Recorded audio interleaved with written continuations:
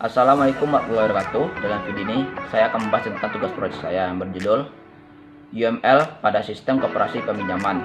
Disusun oleh saya sendiri, Yogi Aditya Pratama, dengan NEM 180401012. UML, Unified Modeling Language, adalah suatu alat untuk memvisualisasikan dan mendokumentasikan hasil analisa dan desain yang berisi sintak dalam memodelkan sistem secara visual. Juga merupakan suatu kumpulan konvensi pemodelan yang digunakan untuk menentukan atau menggambarkan sebuah sistem software yang terkait dengan objek. Dalam UML ada beberapa bagian, yaitu use case diagram, activity diagram, class diagram, dan sequence diagram. Yang pertama, use case diagram, yaitu use case diagram sistem koperasi peminjaman. Use case merupakan sebuah teknik yang digunakan dalam pengembangan sebuah software atau sistem informasi untuk menangkap kebutuhan fungsional dari sistem yang bersangkutan. Penggunaan use case dari sistem operasi peminjaman yang akan dirancang dapat dijelaskan pada daftar identifikasi aktor dan deskripsi use case seperti terlihat pada tabel 1 dan tabel 2 berikut ini. Pada tabel 1 atau deskripsi aktor, aktornya ada 3 ya, anggota, ketua, dan sekretaris. Anggota ini adalah pihak bagian mendapatkan kartu anggota, slip peminjaman, dan bukti pembayaran. Ketua, pihak atau bagian yang dapat melihat laporan keanggotaan, laporan peminjaman, dan laporan pembayaran. Sedangkan sekretaris pihak atau bagian mengelola data anggota, data peminjaman, data pembayaran. Dalam deskripsi use case, dalam use case ini terdapat 10 jenis use case. Yang pertama use case login, data anggota, kartu anggota, data peminjaman, slip peminjaman, data pembayaran, bukti pembayaran, laporan keanggotaan, laporan peminjaman, dan laporan pembayaran. Login ini merupakan proses awal sebelum melakukan berbagai proses dalam sistem. Data anggotanya adalah merupakan proses pengelolaan data anggota. Kartu anggota ada hasil yang diperoleh dari pengelolaan data anggota. Data peminjaman adalah merupakan proses pengelolaan data peminjaman. Slip peminjaman adalah hasil dari pengelolaan data peminjaman. Data pembayaran merupakan proses pengelolaan data pembayaran. Bukti pembayaran adalah merupakan hasil dari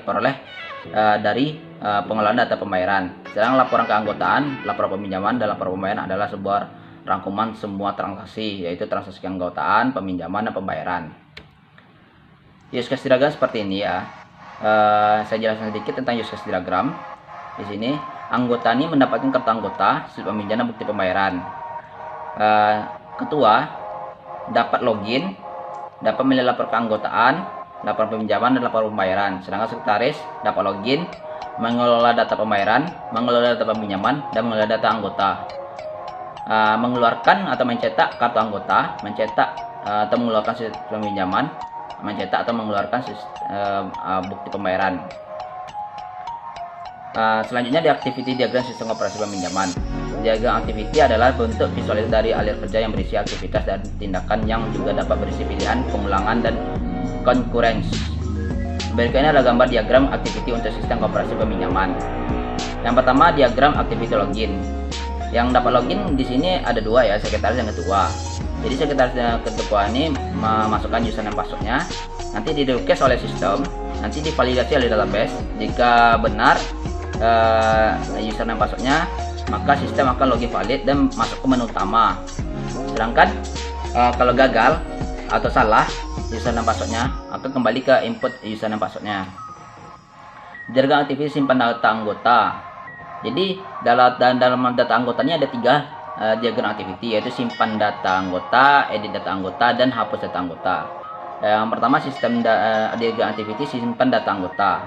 Yang pertama sekretaris, yang dilakukan oleh sekretaris ya. Pertama sekretaris pilih menu data anggota, nanti aplikasinya di request, nanti database akan mengeksekusinya.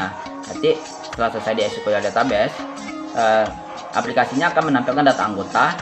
Lalu sekretaris akan menginput data anggotanya. Nanti sekretaris ini akan menyimpan data. Nanti ada validasi di aplikasinya. Jika tidak ditemukan duplikasi, maka akan tersimpan sebagai data baru di database. Jika terdapat duplikasi, akan kembali ke menu input data anggota. Begitu juga dengan edit data anggota. Nanti pilih menu data anggota kan. Nanti di request eksekusi oleh database. Nanti ditampilkan data anggotanya. Nanti dipilihlah sama sekretaris ini data anggota yang ingin diedit. Lalu kata dia proses pengeditan di aplikasi nanti berhasil diedit di database-nya. Datanya itu terubah di database. Hapus data anggota. sama kayak tadi, nanti si sekretaris ini dipilih data anggota yang ingin dihapus. Nanti di aplikasinya terdapat validasi. Jika oke, jadi dihapus, maka data dihapus di database. Tapi jika batal, nanti di aplikasinya akan kembali menampilkan data anggota. Nah, nanti kita lanjut ke simpan data peminjaman. Data peminjaman ada 3 juga: simpan data peminjaman, edit data peminjaman, dan hapus data peminjaman. Tadi hampir sama dengan data anggota tadi. Dari menu data peminjaman, si sekretaris ini pilih menu data peminjaman, nanti ditulis oleh aplikasi, nanti dieksekusi oleh database. Nah, nanti di aplikasi ini akan menampilkan data peminjaman, nanti diinput data peminjaman oleh sekretaris. Nanti si sekretaris akan menyimpannya dari aplikasinya. Nanti aplikasi akan menyimpan. Jika tidak terdapat duplikasi data, maka tersimpan di database ada data baru. Jika terdapat duplikasi data, kembali akan ke menu input data peminjaman tadi. Jadi data nggak jauh beda dari yang tadi. Nanti si sekretarisnya akan pilih data peminjaman yang ingin diedit. Nanti diedit oleh aplikasinya. Nanti data diperbarui di database-nya.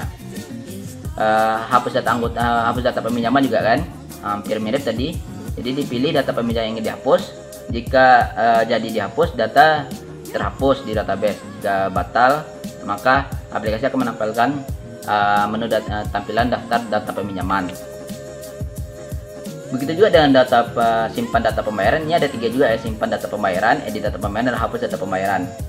Hampir sama tadi. Jadi si sekretarisnya pilih menu data pembayaran, nanti di aplikasi di request, lalu dieksekusi oleh database. Nanti database di aplikasi akan memunculkan data pembayaran.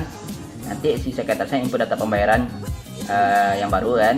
Jadi jika disimpan oleh aplikasi, nanti terdapat validasi di aplikasinya. Jika tidak ditemukan data aplikasi, maka tersimpanlah data baru di database. Tapi jika terdapat duplikasi, maka disuruh input kembali data pembayarannya. Nah, edit data pembayaran juga gitu ya. Setelah sekretaris pilih data pembayaran yang ingin diedit, lalu aplikasi akan mengedit data dan data diperbarui di database. Hapus data pembayaran juga gitu. Dipilih sekretaris milih data pembayaran yang ingin dihapus. Aplikasinya akan menghapus data. Jika jadi dihapus, maka data dihapus database. Tapi jika batal, data si aplikasi akan menampilkan daftar data pembayaran lagi. Selanjutnya ada diagram activity laporan peminjaman. Ini aktornya ketua ya. Ketua pilih menu laporan peminjaman, nanti di request oleh aplikasi, nanti dieksekusi oleh database. Nanti aplikasi akan menampilkan laporan peminjaman. Nah, di sini laporan peminjaman ini ketua ini bisa melihat per tanggal dan per periode. Caranya hampir sama. Pilih per tanggal dari aplikasinya, nanti di database akan laporan ditampilkan. Si ketua akan milih apakah dicetak laporan atau tidak. Jika cetak laporan, aplikasi akan mencetak laporan dan laporan dicetak. Begitu juga periode. Aplikasi akan memilih per periode yang dipilih oleh si ketua tadi. Jika ingin ditampilkan, database akan menampilkan laporan yang ditampilkan per periode tadi. Lalu si ketua dipilih yang cetak laporan, maka aplikasi akan cetak laporan dan laporan dicetak. Tidak jauh beda di laporan pembayaran tadi. Pilih menu laporan pembayaran, di request, dieksekusi di database-nya. Si aplikasi akan menampilkan laporan pembayaran pelanggan, laporan pembayaran. Oke. Si ketua akan pilih laporan sesuai per tanggal atau per periode. Hampir sama cara yang sama yang tadi ya. Nah, kita lanjut laporan keanggotaannya, hampir sama juga. Nanti pilih menu laporan keanggotaan, jadi request oleh aplikasi. Di database dia akan dieksekusi. Si aplikasi akan menampilkan laporan keanggotaan. Nanti si ketuanya bisa melihat laporan keanggotaan per tanggal atau per periode. Dia juga bisa mencetak laporan. Oke, selanjutnya kelas diagram sistem koperasi peminjaman. Kelas diagram adalah model statis yang menggambarkan struktur dan deskripsi kelas serta hubungannya antar kelas. Untuk kelas diagram untuk sistem koperasi peminjaman tersebut dapat dilihat pada gambar di bawah ini. Di sini ada gambar kelas diagram ya. Di sini misalnya pengelolaan data anggota, nanti mengeluarkan kartu anggota dan laporan keanggotaan. Sedangkan nanti transaksi peminjaman dari anggota ke transaksi peminjaman, nanti slip peminjaman, nanti akan muncul hasilnya di laporan peminjaman. Nah, nanti juga di pembayaran juga sekretaris misalnya melakukan transaksi pembayaran dari anggota, hubungannya ke transaksi pembayaran, bukti pembayaran, dan laporan pembayaran. Begitu ya ketua, nanti dari login bisa langsung ke laporan keanggotaan, laporan pembayaran, dan laporan peminjaman. Selanjutnya sequence diagram. Sequence diagram adalah suatu diagram yang menggambarkan interaksi antar objek dan komunikasi di antara objek-objek tersebut. Sequence diagram terdiri atas dimensi vertikal dan horizontal. Untuk diagram sequence untuk peminjaman, koperasi peminjaman dapat dilihat dari gambar di bawah ini. Di sini ada diagram sequence login, aktor ada dua. Ada di sini diagram form login, kontrol login, data user, dan menu utama. Yang pertama isi username password. Itu yang kedua username password, data user, validasi user, username password salah, pesan username password salah. Ditampil menu utama. Lalu setelah tampil menu utama, sampai ke menu utama ditampilkan. Ini yang berikutnya diagram sequence data anggota. Pertama menu anggota, menunya ada menu anggota, data anggota, kontrol anggota, data anggota, dan tabel anggota. Di sini klik data anggota, lalu diinput data anggota, tambah data anggota, gagal atau simpan. Nanti kalau jika terdapat duplikasi data, tampilan pesan ketika duplikasi data. Jika tidak, simpan data anggota, data disimpan. Nanti data tersimpan di data anggotanya, data berhasil disimpan di data anggota. Edit dari data anggota, rubah data anggota, simpan data anggota, data anggota diperbarui, data terperbarui, data berhasil diperbarui. Itu dia ada hapus data anggota, pilih data anggota yang dihapus, hapus data dihapus, data terhapus, data berhasil dihapus, lalu keluar kembali ke menu utama. Data peminjaman juga gitu, menu utama, data peminjaman, kontrol data peminjaman, dan tabel peminjaman.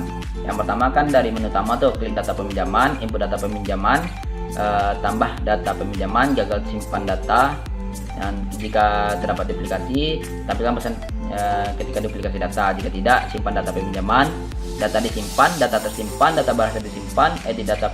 Yang selanjutnya edit data peminjaman. Nanti cari data yang peminjamannya, nanti rubah data peminjaman, simpan data peminjaman, data diperbarui, data terperbarui, data berhasil diperbarui, hapus data peminjaman.